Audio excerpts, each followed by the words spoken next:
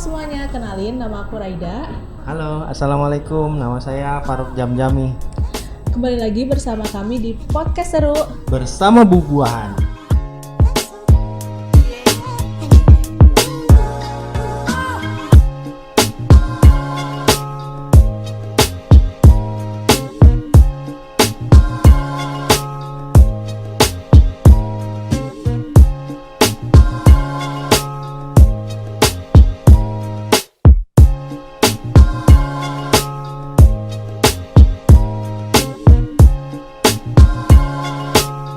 Bubuahan.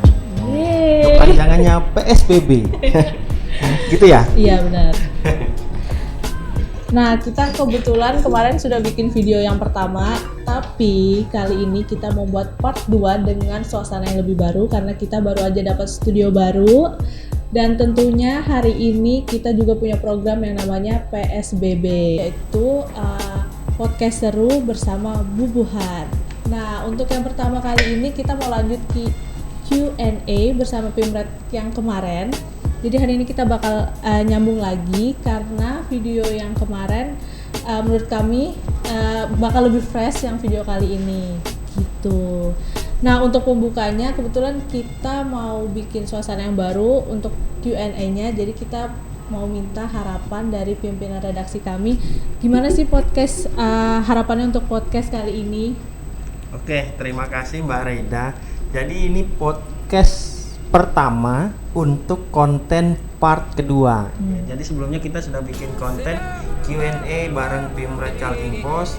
Ini part keduanya, mungkin sudah 2 purnama kali baru sempat kita bikin lanjutannya karena ini sekalian karena kemarin kami sedang mempersiapkan studio baru di sini. Kami di Kaltim Pos di Gedung Biru Balikpapan kita punya studio baru yang sekarang mungkin mulai kita pergunakan untuk kegiatan untuk podcast Kaltim Pos yang dimulai dengan Q&A bareng Pimret part kedua. Iya. Part kesatunya tonton di sini ya linknya ya. Iya. Atau di sini. Tonton.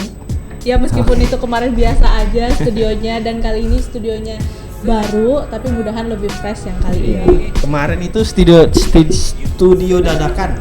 Sebenarnya itu bukan studio guys, ini itu tempat kantin kita. Iya. Tempat makan. Pantry-nya ruang redaksi Iya, betul. di lantai 4. Kalau ini kita studionya di lantai 2. Dan kedua, benar banget. Nah, untuk membuka percakapan kita hari ini, jadi aku mau nanya sama pimpinan redaksi soal gimana sih pengalamannya jadi pimpinan redaksi, jadi wartawan. Nah, aku mulai jadi gini Bang, ada yang banyak yang nanya, sebenarnya wartawan itu enaknya kalau jadi wartawan itu gimana sih? Enaknya jadi wartawan ya? Iya, enaknya. Wartawan itu banyak enaknya sebenarnya banyak enaknya kalau kita mau menikmatin profesi ini. Kalau saya sih mungkin faktor nasib juga ya, mungkin faktor nasib jalan hidup. Jadi saya merasa selama 13 tahun sekitaran 13-14 tahun jadi wartawan kayaknya banyak enaknya sih, walaupun ya pasti ada dukanya juga, tidak enaknya pasti ada. Ya enaknya itu yang mungkin saya bisa share untuk bikin netizen ngiler. Iya, oke. Saya ini selama jadi jurnalis itu sudah sering keliling luar negeri. Yang belum saya kunjungin itu cuman benua Australia, benua Amerika sama benua Afrika. Benua Asia sama Eropa sudah beberapa kali lah, karena itu bagian dari tugas. Sudah katam berarti. Enggak juga sih. Kita aja ya. Keluar negeri aja masih susah ya kan. Jadi waktu itu juga banyak lah kita kalau jadi jurnalis saya pernah punya kesempatan liput MotoGP waktu Di mana, di Bang? Malaysia sih, di Sepang. Oh my God. Itu berkesan karena itu tahun 2008 kalau saya tidak salah itu Valentino Rossi terakhir jadi juara. Iya benar-benar. Ketemu Valentino Rossi? Enggak, ketemu ngelihat aja sih. Ada foto bareng? Enggak lah. Ya ampun, kirain foto bareng. Valentino Rossi-nya enggak sempat minta kemarin. Jadi kita pulang duluan, dia enggak sempat minta mau foto bareng. Oke, itu paling berkesan ya Bang Ya itu enggak berkesan banget sih. Jadi istilahnya ada banyak hal lah. Saya pernah berkesempatan masuk stadionnya Barcelona, stadionnya Real Madrid, jalan-jalan di Sevilla, Cordoba, Italia, banyak lah, Jerman. Saya juga pernah ke Jepang. Ya ampun, seru ya ke Jepang. Saya pernah nyaris ke Korea Selatan tapi dibatalkan. Tapi saya juga nggak terlalu suka sih ke Korea Selatan. Oh. maunya ke Korea Utara, maunya ke Korea Utara. Enggak. Kembali lagi ke sini dong, Bang. Enggak dulu pernah ada kesempatan untuk ke Korea Selatan tapi ya waktu itu ada satu dan lain hal akhirnya dibatalkan. Tapi setelah itu beberapa bulan kemudian saya bersama rombongan Jawa Post Group ke Austria. Ya di Austria di Eropa. Kebetulan kita waktu itu mengikuti acara One Ifra di Wina, ibu kotanya Austria. Baru-baru yang paling baru itu kayaknya London sama Hong Kong sih. Itu ngapain Bang ke sana? Waktu itu Hong Kong itu acara One Ifra juga ada pertemuan media se-Asia. Kami Kaltim Post diajak oleh Tanoto Foundation. Jadi organisasi dari Tanoto Foundation ngajak kita jurnalis di Kaltim, waktu itu kebetulan cuman Kaltim Post yang diajak. Begitu juga waktu ke Jepang itu diajak Yakult, itu juga cuman di Kaltim, bahkan mungkin di Kalimantan itu cuman Kaltim Post aja yang diajak. Jadi ya banyaklah pengalaman. Itu sih enaknya. Itu ya jalan-jalan sambil kerja, Ya. bisnis trip, ya udah keliling. Ya. Keliling lah ya, Asia udah hatam lah ya Bang ya. Enggak juga lah. Mungkin itu sih sukanya itu. Nah, kalau misalnya kita ngomongin dukanya Bang, kalau jadi wartawan. Dukanya itu sih di awal-awal ya kita harus menyesuaikan. Bukan duka sih sebenarnya, ini lebih kepada penyesuaian. Kayak misalnya kita harus menyesuaikan, dikejar deadline, Betul. dimarahin atasan, ya itu kan ya gitu, begitulah. Mendapatkan menulis berita yang tidak sesuai ekspektasi. Iya, benar. Kemudian ya dimarahin narasumber, itu pernah lah saya alamin karena ada miskomunikasi narasumber. Sebenarnya ya mungkin yang dimaksud narasumber begini kita buat begini, ternyata memang berbeda gitu. Ya ya pernah juga sih di komplain. Jadi ya menurut saya wah itu sih dukanya kalau menjalani profesi jurnalis. Tapi bagi teman-teman, kalau menurut saya netizen atau yang nonton video ini, ya kita mungkin di profesi manapun pasti banyak tantangannya lah. Kalau kami di jurnalis ya itulah sekedar mungkin seputar itu. Tapi intinya itu merupakan sebuah proses pembelajaran dari wartawan sampai ke pimpinan redaksi, ya kan Bang? Wartawan. Jadi banyak lah, banyak suka dukanya lah hampir. Kalau teman-teman yang punya apa namanya ya, punya suka atau punya apa ya, hasrat atau keinginan untuk jadi wartawan, saya rasa pasti akan dikesampingkan juga lah tantangan dan dukanya, karena memang semua profesi ya seperti itu, apa saja lah. Misalnya kayak kita harus, saya selama jadi jurnalis itu jadi kalong tuh jadi kelelawar. Tidurnya jadi siang, betul. Malam kita malah beredar di lapangan. Apalagi zaman kami tua banget ya. Tua banget kayaknya ya. Maksudnya kayak dulu kan kita masih sering ikut razia sampai tengah malam. Itu jadi ya kemudian penggerebekan ya, saya rasa itu juga sih, jadi kehidupan kita jadi tidak seperti orang normal lah, orang umum. Tapi ya biasa, profesi lain juga banyak begitu.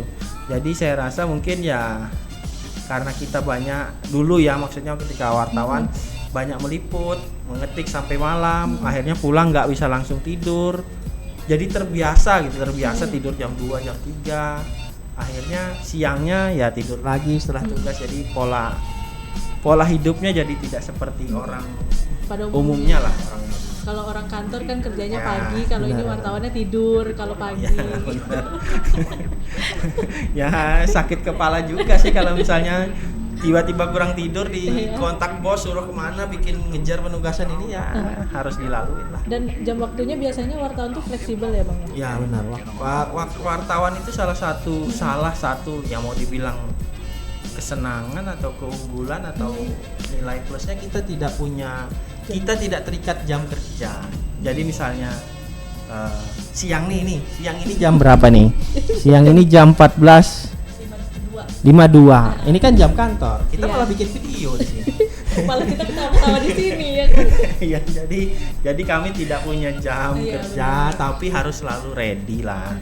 Ketika diminta penugasan, ketika ada informasi penugasan, ya kita harus cepat lah. Pagi kalau misalnya tidak ada agenda ya mau bangkong nggak masalah juga sih. Yang penting nanti sore malam ketika redaktur menanyakan mana beritamu, siap, ada 3-4 berita. Jadi lebih ke situ sih.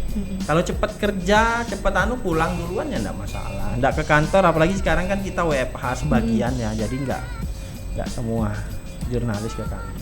Betul, itu teman-teman dukanya yang diselupi juga ada sukanya.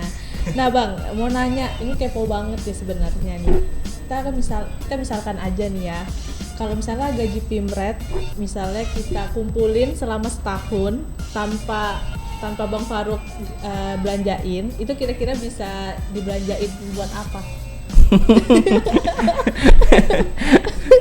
Pertama yang pasti uangnya ndak dibelanjain, kelaparan lah saya. Jadi itu maksudnya bisa dibikin apa gitu? Bisa dibikin, ya mungkin bisa dibikin beli beli Pajero, mobil Pajero, bayar 3 kali tapi Masih bayar 3 kali tapi bisa buat beli Pajero tapi bayarnya 3 kali, berarti 3 tahun kan. ya. Berarti udah kebayang ya guys, gajinya Pimret itu Enggak, seberapa itu banyak? masih gambaran aja, Iya. enggak apalagi sekarang pandemi kan kita Iya. ngalamin yang Kalau misalnya Bang, misalnya mie ayam 15.000, itu kira-kira bisa beli berapa mie ayam? kali dulu ya. Saya kali dulu ya. Bisa buat 15.000 15 enggak dong ya kalau mie ayam mungkin bisa 1 truk kali ya. Oh 1 truk, oh baik.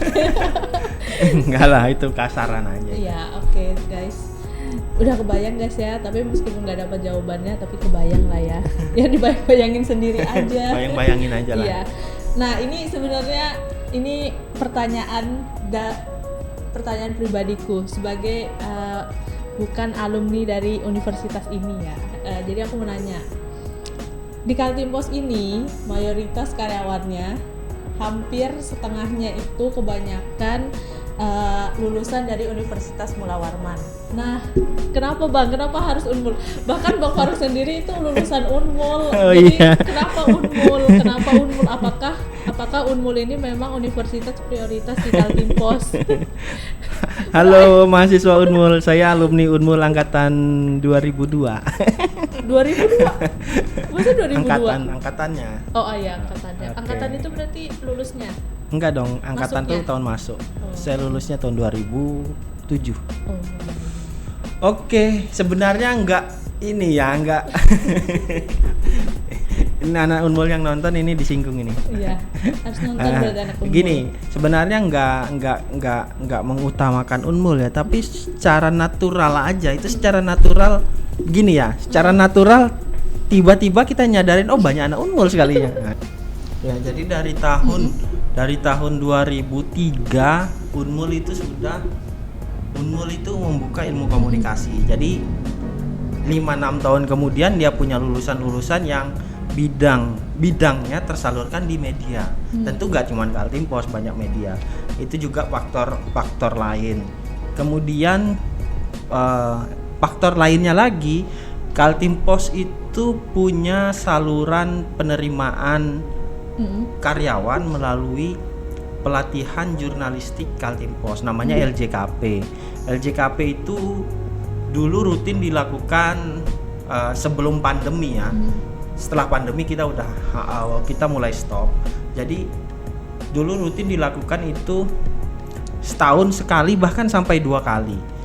Dan mayoritas, sekali lagi mayoritas, pesertanya itu mahasiswa Unmul. Jadi tapi itu di Samarinda ya, tidak secara langsung. Di Balikpapan juga kita tentu banyak teman-teman yang dari universitas-universitas di Balikpapan. Kita punya alumni Universitas Balikpapan. Ada Mbak Raida dari ITK, Institut Teknologi Dan Kalimantan. yang ITK tuh cuma aku doang di sini. Gitu ya. Kita dulu juga pernah ada karyawan yang dari Poltekba. Iya, Poltekba. Kalau saya pernah ada.